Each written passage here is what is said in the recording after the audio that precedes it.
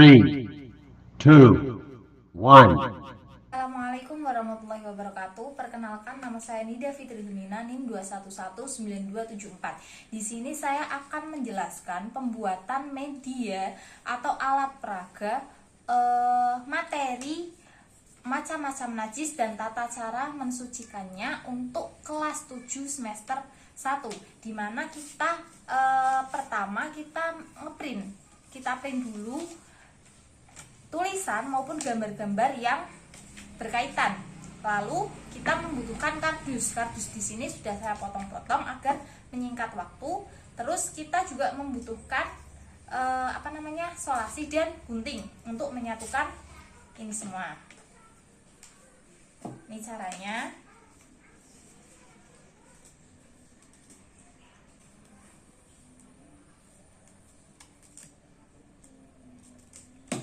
Juga ada tusuk. Karena ini akan menggunakan ada styrofoam di sini nanti untuk menancapkan.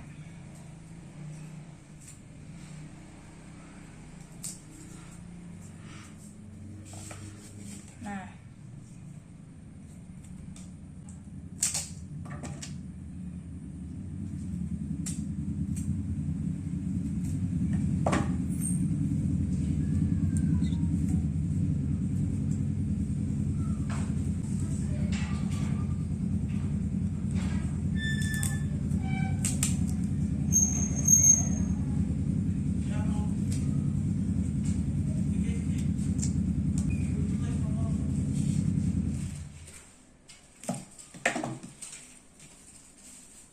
ini juga ada bipol unik-unik untuk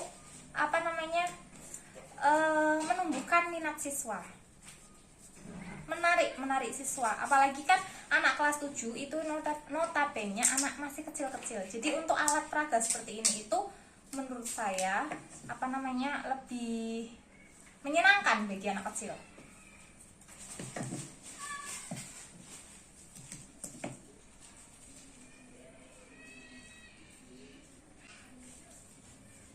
Nah, di sini saya ada 3 macam najis, yaitu najis mukhafafah, najis mutawasitoh, dan najis mughaladoh.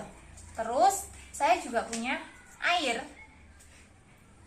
ada wipol, ada pel-pelan, ada debu, ada air kencing bayi laki-laki. Ini saya umpamakan sebagai air kencing bayi laki-laki yang berusia kurang dari 2 bulan dan belum makan selain ASI. Nanti itu akan dijelaskan ketika pemaparan sama siswa.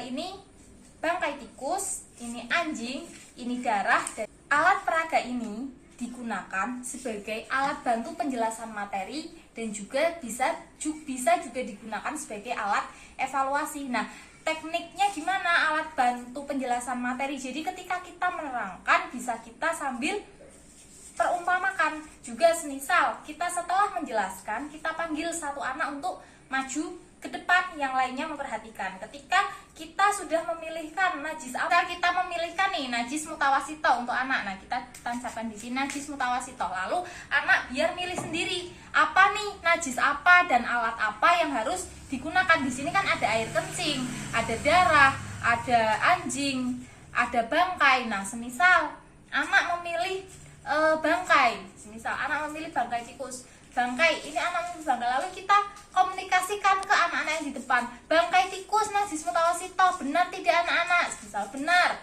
ya benar, lalu lanjutkan. Nah, lalu kan semisal ini najis ditaruh sini, gimana nih anak cara membersihkannya?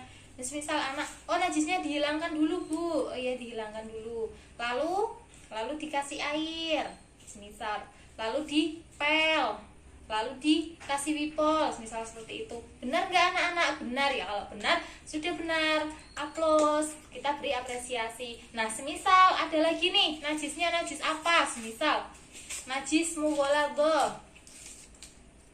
Najis mughaladoh apa? Misal anjing bu, gitu kan, air liur anjing atau anjing. Nah, nanti kita tanya lagi ke teman-teman yang ada di bangku. Jadi itu menciptakan interaksi dua arah. Semisal anjing, oh cara membersihkannya gimana coba? Semisal disiram air Bu, terus dikasih wipol, kan sama kayak mutawasitoh tadi. Terus kita tanya ke anak-anak yang duduk, bener nggak teman-teman gitu, ada yang kurang nggak? Kurang Bu, pakai debus. Misal nih tangannya kena, cuman dikasih air sama sabun, kurang Bu, pakai apa? Pakai debus, misal kayak gitu. Nah jadi kita menciptakan interaksi dua arah, kita juga membimbing untuk memahamkan anak.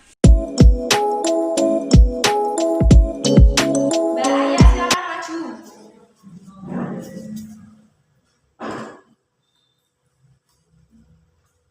Di sini ada alat-alat pembersih, ada najisnya. Silahkan pilih yang najis mutawasitoh yang mana? Ini apa? Bangkai tikus. Contoh bangkai tikus di sini. Coba cara menghilangkan najis mutawasitoh.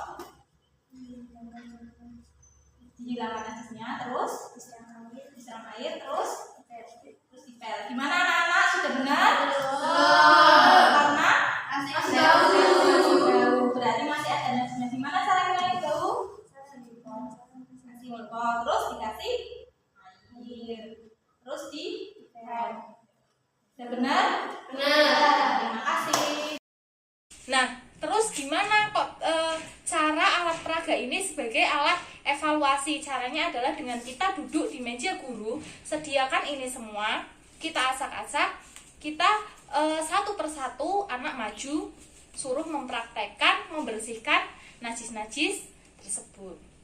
Nah, seperti tadi yang saya jelaskan, bahwa alat peraga ini mempunyai kelebihan. Kelebihan yang pertama apa? Bisa digunakan sebagai alat dalam penjelasan materi, juga sebagai alat evaluasi. Nah, kelebihan yang kedua yaitu memudahkan siswa memahami materi, memahami cara praktik dengan menggunakan alat peraga yang menyenangkan. Bisa saja kita menggunakan alat peraga asli, semisal kita di luar kelas menggunakan air asli, menggunakan semisal contohnya najis mutawasitoh, kita menggunakan tanah liat yang dibentuk coklat, itu bisa, itu juga menyenangkan. Cuman kalau itu membutuhkan luar kelas juga kurang menarik, karena kan alat peraga yang seperti ini, lucu-lucu seperti ini, untuk anak siswa kelas 7 menurut saya itu cocok karena menarik minat mereka. Nah, selanjutnya alat peraga ini menciptakan interaksi dua arah, di mana tadi saya contohkan ada interaksi antara siswa yang maju dan siswa yang duduk di bangku masing-masing. Nah, terus apa namanya?